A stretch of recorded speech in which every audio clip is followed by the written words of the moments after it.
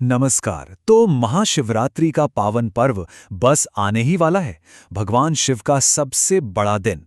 पर एक सवाल है, क्या हम उनकी पूजा ठीक उसी विधि से करते हैं जैसे करनी चाहिए? आज हम इसी पवित्र विधि को ठीक से समझने की कोशिश करेंगे। तो चलिए शुरू करते हैं। महाशिवरात्रि का दिन ये भोलेनाथ की खास कृपा पाने का दिन है। देखिए, सच्ची श्रद्धा और भक्ति तो सबसे ऊपर है, इसमें कोई दो राय नहीं।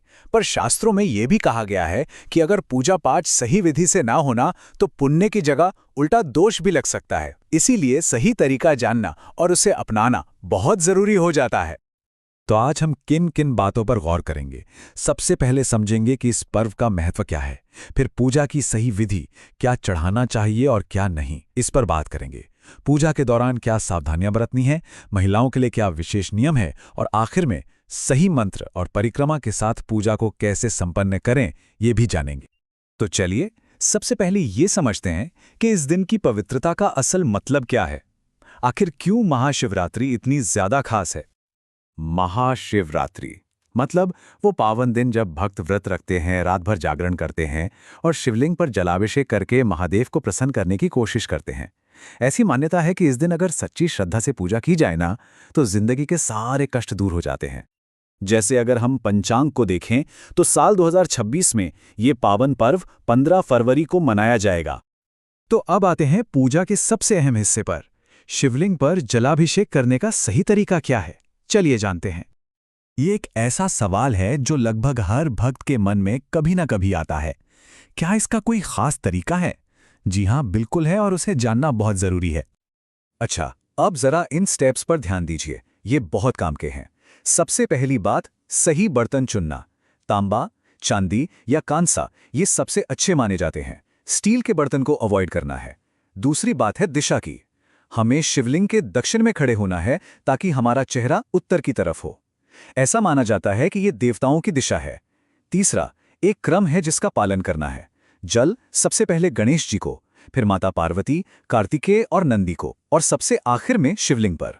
और हाँ, चौथी और सबसे जरूरी बात, जल को हड़बड़ी में नहीं डालना है। एक पतली स्थिर धार बनाकर धीरे धीरे अर्पित करना है। अब आगे बढ़ते हैं और देखते हैं कि शिवलिंग पर क्या अर्पित करना चाहिए और किन चीजों से बचना चाहिए ताकि हमारी पूजा बिना किसी भूल के स्वीकार हो। ये स्लाइड उन आम गलतियों को बहुत अच्छे से समझाती है जिनसे हमें बचना चाहिए। जैसे हल्दी, इसका संबंध स्त्री सौंदर्य से है और शिवलिंग पुरुष तत्व का प्रतीक है, इसलिए हल्दी नहीं चढ़ाते। कुमकुम या सिंदूर वैवाहिक सौभाग्य की निशानी है, जबकि शिव तो वैरागी हैं। तुलसी दल भगवान विष्णु को बहुत प्रिय है, लेकिन शिव पूजा में इसका इस्तेमाल नहीं होता। केतकी के फूल को तो खुद भगवान शिव का श्राप मिला हुआ है। और रही बात शंख की, तो महादेव ने शंखचूड़ नाम के असुर का वध किया था, इसलिए शंख से जल अर्पित नहीं किया जाता। अच्छा, बेलपत्र चढ़ाते समय भी कुछ बातें ध्यान में रखनी है। हमेशा 3 पत्तियों वाला साबुत बेलपत्र ही चढ़ाना चाहिए। देख लें कि पत्ता कहीं से कटा फटा या सूखा ना हो। और एक बहुत जरूरी बात, बेलपत्र का जो चिकना वाला हिस्सा होता है ना, उसे शिवलिंग से स्पर्श कराना चाहिए। देखिए, पूजा सिर्फ विधि विधान का नाम नहीं है, हमारा अपना आचरण और अनुशासन भी उतना ही मायने रखता है। तो इस दिन क्या करना है और क्या नहीं, सबसे जरूरी है मन को शांत रखना और पूरी तरह शिव भक्ति में डुबो देना। कपड़ों की बात करें तो हरे, सफेद या पीले रंग के वस्त्र पहनना शुभ माना जाता है। और क्या बिल्कुल नहीं करना है? किसी भी तरह का तामसिक भोजन जैसे प्याज, लहसुन, मांस, मदिरा, इन सब से दूर रहना है। काले रंग के कपड़े पहनने से बचें और घर का माहौल शांत रखें। किसी का अपमान या किसी से झगड़ा बिल्कुल ना करें। अब एक ऐसे विषय पर आते हैं जिसे लेकर अक्सर सवाल पूछे जाते हैं। वो है शिवलिंग पूजन में महिलाओं के लिए बताए गए नियम। ये सवाल बहुत आम है, तो चलिए देखते हैं कि शास्त्र और मान्यताएं इस बारे में क्या कहती हैं।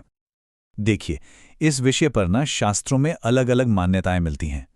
एक मान्यता तो ये कहती है कि अविवाहित महिलाओं को शिवलिंग स्पर्श नहीं करना चाहिए ताकि भगवान शिव के ध्यान में कोई विघ्न न आए।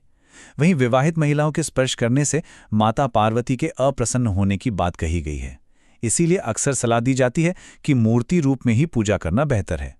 पर हाँ, एक और तरीका भी बताया गया है कि अगर स्पर्श करना हो तो पहले सम्मान के साथ जलाधारी यानी जहां से जल बहता है उसे स्पर्श करें और फिर शिवलिंग को। तो अब हम पूजा के आखिरी चरण में आ गए हैं, इसमें मंत्र जाप और परिक्रमा शामिल है, जो पूजा को संपूर्णता देते हैं।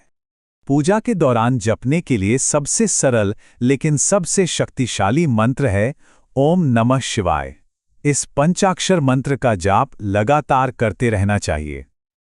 अब बात करते हैं परिक्रमा की। परिक्रमा का मतलब है देवता की प्रदक्षिणा करना। लेकिन यहाँ एक बहुत ही महत्वपूर्ण नियम है। शिवलिंग की परिक्रमा कभी भी पूरी नहीं की जाती। शिवलिंग पर जो जल चढ़ाया जाता है, उसके बहने का जो रास्ता होता है, उसे जलाधारी या निर्मली कहते हैं। नियम यह है कि उसे कभी भी लांघना नहीं चाहिए, इसे अशुभ माना गया है। इसलिए परिक्रमा हमेशा आधी की जाती है और जलाधारी के पास पहुंचकर वहां से वापस लौट जाना होता है। और आखिर में जलाभिषेक करते समय इस शक्तिशाली श्लोक का जाप आपकी पूजा को और भी ज्यादा सार्थक बना सकता है। तो बस इन आसान विधियों का पालन करके हम सब इस महाशिवरात्रि को पूरी श्रद्धा और भक्ति के साथ मना सकते हैं। उम्मीद है ये जानकारी आपके काम आएगी। ओम नमः शिवाय।